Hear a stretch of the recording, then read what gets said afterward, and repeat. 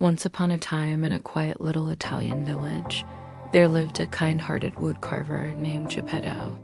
Day after day, he crafted wonderful toys and clocks, his nimble fingers dancing over the wood, creating marvelous pieces that brought joy to all who saw them.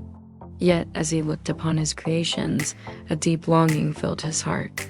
For deep in his heart, he yearned for something he could never make with his tools, a child of his own. Oh, how he wished to hold a little one in his arms, to feel the tiny hands gripping his finger, to hear the sweet laughter echoing around him. One day, as Pinocchio wished upon a star, a shooting star blazed across the twilight sky. Seizing the moment, Geppetto carved a wooden puppet shaped like a lively little boy. He dressed it in a suit of clothes and, placing it on his workbench, sighed and whispered his deepest wish.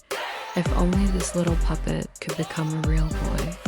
Then, placing the puppet in his bed, he went to sleep, hoping against hope that his dream might come true. That night, the wish traveled up to the heavens, carried on the wings of the wind.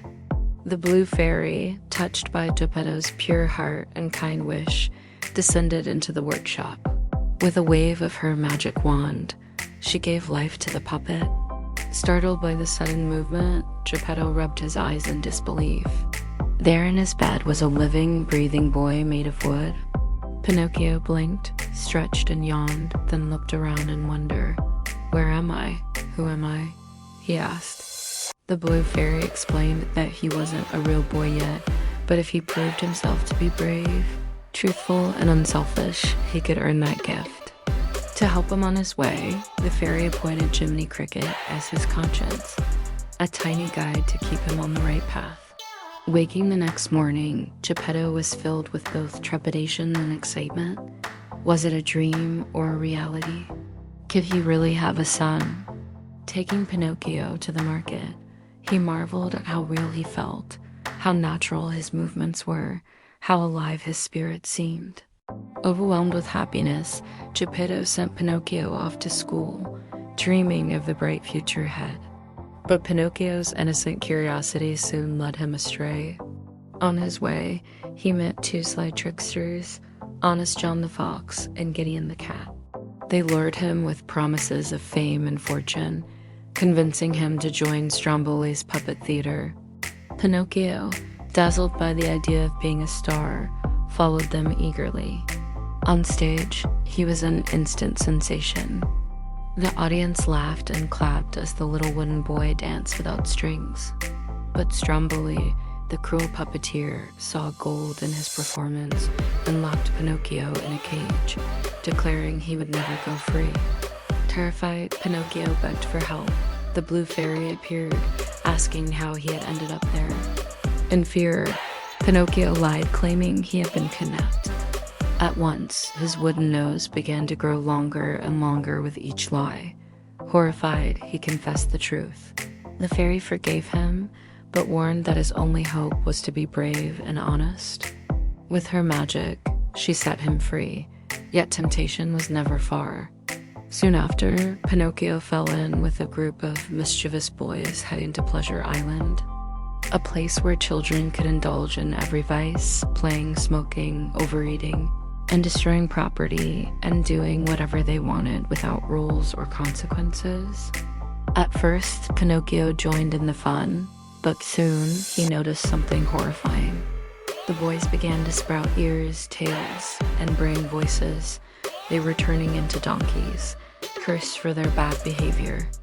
His friend Lampwick completed the transformation before his eyes. Panicked, Pinocchio managed to escape, though not without consequence. His own ears and tail began to resemble a donkey's. Rushing home, Pinocchio discovered even greater tragedy. Geppetto, heartbroken at his disappearance, had gone searching across the sea. News reached Pinocchio that Geppetto had been swallowed by a monstrous whale named Monstro. With courage and determination, Pinocchio set out to rescue his father. He braved the ocean waves and dove into the deep, where he was indeed swallowed by the great beast. Inside Monstro's belly, he found Geppetto alive, though weak and hopeless. Overjoyed at their reunion, Pinocchio devised a daring escape plan. He and Geppetto built a fire inside the whale, filling its stomach with smoke. Monstro, enraged, sneezed them out into the open sea, but the whale gave chase, smashing through waves in fury. Pinocchio risked everything, pulling Geppetto to safety, but in the process he was struck down. His wooden body floated lifeless on the shore. Grieving, Geppetto carried Pinocchio home.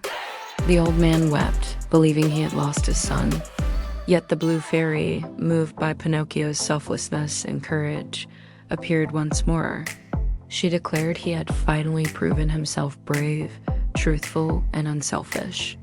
With her blessing, she transformed him into a real human boy. Pinocchio awoke in Geppetto's arms, not as a puppet, but as the child his father had always wished for. Their home was filled with joy as Jiminy Cricket sang of dreams come true. Pinocchio's journey had shown that mistakes can be forgiven, but true growth comes only through honesty, courage, and love. And so, the little wooden boy became real not because of magic alone, but because of the choices he made and the heart he carried.